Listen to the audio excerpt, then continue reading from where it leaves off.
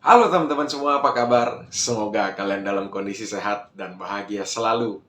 Sudah lama sekali kita tidak berjumpa ya, dan pada video kali ini bersama-sama kita akan membahas mengenai sesuatu yang sedang marak sekali terjadi di Indonesia, yaitu tentang penipuan berbasis APK bodong.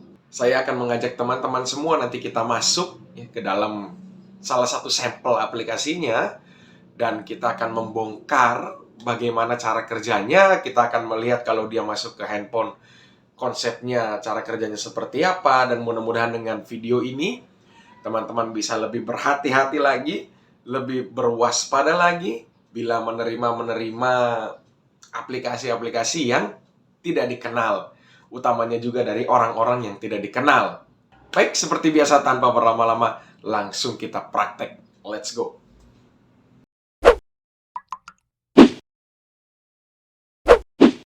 Oke teman-teman, kita sudah tiba di laptop saya. Selamat datang kembali ya. Nah, di sini biasanya proses awal yang selalu saya lakukan dalam menganalisa suatu aplikasi Android atau aplikasi-aplikasi lainnya, saya akan menjalankannya terlebih dahulu di emulator ya tentunya ya. Jangan di handphone sendiri ya, nanti kecelakaan juga jatuhnya. Nah, di sini saya akan menggunakan sampel undangan digital .apk. Memang sebelum-sebelum ini tuh ada banyak ya, kayak misalnya yang melihat tagihan PLN lah, apalah dan sebagainya. Tapi asumsi saya mereka semua itu cara kerjanya sama. Nah, di sini kita akan menggunakan sampel undangan digital .apk yang terakhir-terakhir ini marak digunakan ya untuk menipu. Teman-teman kalau menganalisa sesuatu aplikasi dengan cara dijalankan, kita sebutnya sebagai dynamic analysis, analisa secara dinamis. Ya, di sini saya menggunakan emulator dari Android Studio. Saya sudah mendownload APK-nya di emulator saya. Teman-teman perhatikan di sini ketika kalian mendownload aplikasinya, mendownload APK-nya ke dalam handphone Anda, sebetulnya ini sudah banyak hal yang mencurigakan, ya. Namun mungkin karena keteledoran kita ya, jadi tetap aja dioke-okekan gitu. Nah, ketika handphone Anda dimasuki oleh APK ini dan akan menginstall APK ini, sebetulnya ketika teman-teman klik, ini di sini seharusnya handphone Anda akan menanyakan bahwa aplikasi ini datang dari source yang tidak dikenal, ya, source yang tidak legit. Maka teman-teman harus menyeting dan mengizinkan supaya aplikasi ini boleh diinstal. Artinya ini sudah ada campur tangan dari teman-teman semua. Ketika teman-teman mengizinkan dan aplikasi ini diinstal, ya, undangan pernikahan ini diinstal. Nah, ketika aplikasi ini sudah terinstall di handphone teman-teman, kemudian kalian buka, ini pun ada beberapa tahap lagi. Ya, contohnya pertama, undangan pernikahan meminta akses ke SMS Anda. Fungsinya apa? Fungsinya tidak jelas. Ya, tetapi karena kita teledor, ceroboh atau mungkin rasanya bodoh amat, ya udah diizinkan saja, kalian allow, maka aplikasi ini sudah punya akses secara penuh ke dalam SMS Anda dengan hak akses apa? Mengirim dan melihat. Ya. Nah, kalau kita deny, dia akan tutup.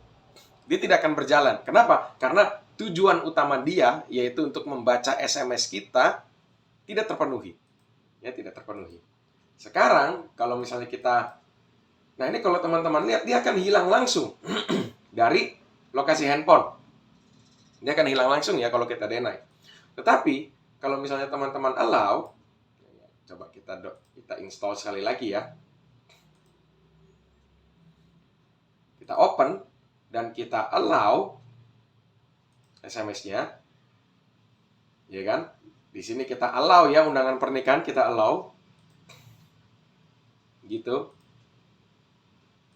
Jebret, jebret. Nah, dia cuma akan seperti ini aja, nggak ada apa-apa lagi.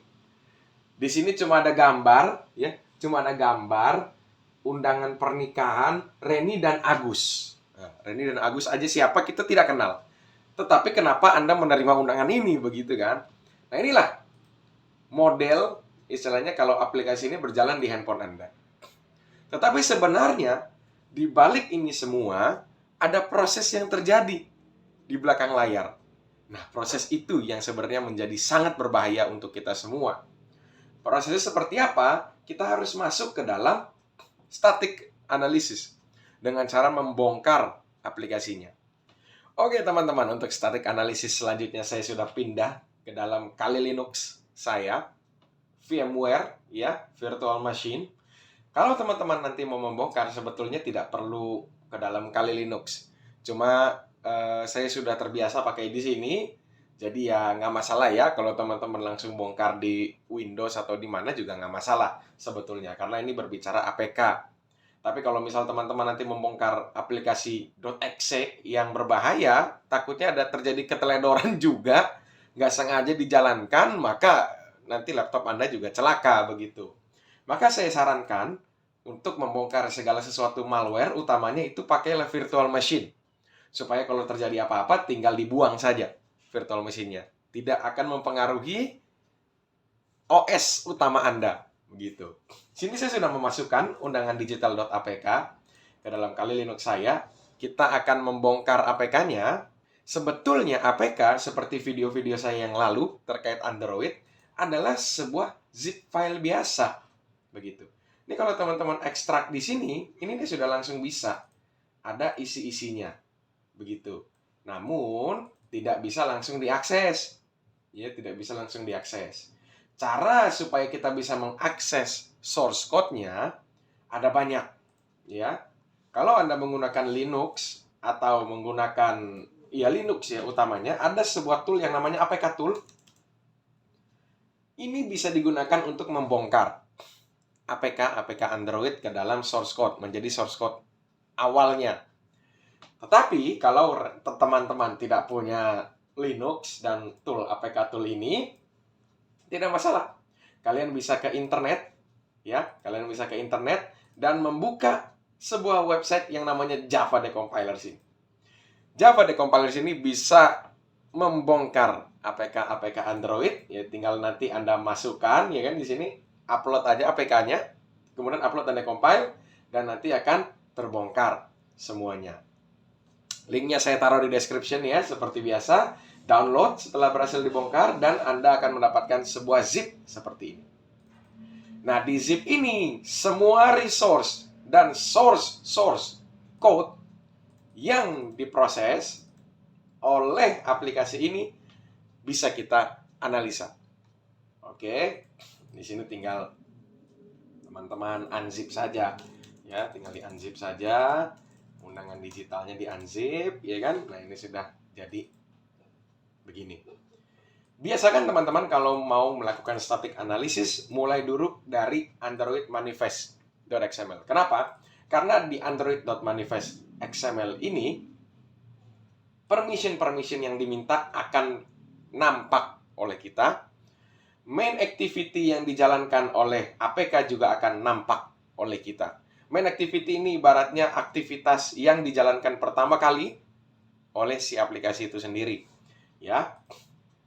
Kalau teman-teman perhatikan di sini, permission yang diminta oleh aplikasi ini adalah satu, receive SMS. Dia minta akses ke SMS. Dia minta akses ke internet. Dia minta akses ke read SMS, send SMS, wake lock, access network state, receive boot completed, foreground service. Tetapi yang perlu dititik beratkan di sini adalah 4 hal ini utamanya. Receive, internet, read, dan send SMS. Kenapa si hacker meminta akses-akses ke SMS? Nah, itu pertanyaan menariknya. Kita bisa menganalisa lebih lanjut ke dalam aktivitas utama yang dia jalankan, yaitu berada di com.example.myapplicator.mainActivity. Jadi tinggal kita travel saja. Kita tinggal travel ya ke dalam. Sorry, bukan yang ini. Kita travel ke dalam foldernya ya. Di sources, com, example, myapplicator, mainActivity.java. Nah, kita coba analisa ya. Di sini perhatikan, teman-teman. Ini udah nampak ya, ada API.Telegram bot ini apa ya? Ada Telegram bot di sini ya kan? Tetapi, kalau teman-teman ingat tadi ketika kita jalankan, itu dia meminta utamanya akses dulu ke SMS untuk read dan send. Ya, read dan send.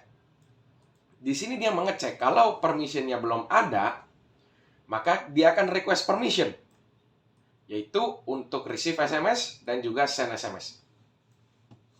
Ketika akses SMS diberikan, ya, if grant result, ketika diberikan, maka dia akan melakukan apa? Dia akan melakukan pengiriman informasi ke Telegram bot ini. Dengan informasi yang dikirimkan adalah aplikasi terinstall di perangkat this.device. Bayangkan, teman-teman. Hacker menggunakan Telegram bot, dia akan menerima informasi device Anda. Jadi, ketika aplikasi masuk, teman-teman grant access this.device, informasi device Anda secara otomatis akan terkirim kepada hacker yang diterima dalam Telegram bot ini. Jadi hacker mengakses Telegram botnya, dia akan mendapatkan informasi handphone Anda, device Anda. Itu satu. Ya. Kemudian hacker akan mencoba untuk mengirimkan SMS ke nomor ini dengan pesan, maaf ini nomor siapa, dari handphone Anda. Ya, kok bisa? Karena Anda sendiri yang sudah mengizinkan akses mengirim dan menerima SMS. Buat apa hacker mengirimkan SMS ke sini? Supaya dia tahu bahwa handphone Anda dari nomor tersebut sudah mengizinkan. Istilahnya sudah berhasil untuk diakses seluruh akses SMS-nya. Kenapa? Karena kalau misalnya SMS berhasil terkirim dari nomor Anda ke nomor ini, artinya dia sudah bisa mengontrol SMS di handphone Anda. Ya, jadi ini sebuah trigger supaya hacker tahu bahwa oke, di device ini dengan nomor telepon ini saya sudah punya akses penuh kepada SMS-nya. Ya. Kemudian pertanyaan selanjutnya adalah, ya, ini kalau permission not granted ya nanti ya nggak jalan gitu kan. Memang aplikasi dia informasikan terinstall di sana, tapi permissionnya not granted. Begitu. Maka dia tidak bisa ngapa-ngapain. Ya toh? Nah, sekarang pertanyaan lebih lanjut adalah, setelah seorang hacker ini punya akses ke SMS, dia ini mau ngapain? Gitu ya. Ini kalau kita travel ke folder-folder lain, ada fungsi receive SMS.java. Teman-teman perhatikan di sini. Apa saja informasi yang hacker ambil dari handphone Anda? Satu, build ID. Kemudian user di handphone Anda, brandnya apa, device-nya apa, board-nya apa, ya, bootloader, display-nya apa, fingerprint dari device Anda, hardware-nya apa, host-nya, manufacturer. Informasi secara lengkap ini semuanya dikirimkan kepada hacker. Dan sebetulnya tujuan utama seorang hacker masuk ke dalam SMS Anda itu seperti ini. Teman-teman tahu yang namanya OTP ya, one time password. Kalau teman-teman login misalnya ke aplikasi, ya kan, mungkin aplikasi perbankan, misalnya BRI Mobile, teman-teman login, yang masuk ke SMS Anda apa? OTP. Ya. Kalau seseorang yang jahat memiliki akses ke dalam SMS Anda, yang terjadi apa? Ketika dia mengetahui nomor handphone Anda dan dia punya akses ke dalam SMS Anda, dia login menggunakan nomor telepon Anda, forget password. Ya kan? Forget password, OTP masuk ke SMS Anda ditarik, OTP dia masukkan, maka yang terjadi apa? Account takeover. Akun Anda berhasil diambil alih oleh si hacker itu. Hasilnya apa? Uang Anda dihabiskan. Ya. Jadi semua proses ini ada tujuannya. Yang berawal dari mana? Yang berawal dari ketidaktahuan kita, keteledoran kita. Kenapa saya katakan begitu? Karena semua akses ini hanya bisa diperoleh apabila Anda mengizinkan. Maka solusi supaya kita tidak kena penipuan-penipuan seperti ini adalah pahami, sekarang teman-teman sudah paham, dan miliki kewaspadaan. Ya. Kewaspadaan cyber di dunia saat ini sangat penting. Kenapa? Karena kejahatan-kejahatan mulai berkembang dengan teknik-teknik yang lebih gila ya, menggunakan artificial intelligence dan sebagainya dan sebagainya. Maka saya harap dengan video kali ini teman-teman bisa lebih waspada lagi, lebih berhati-hati lagi dalam kehidupan sehari-hari, utamanya di dunia cyber ya.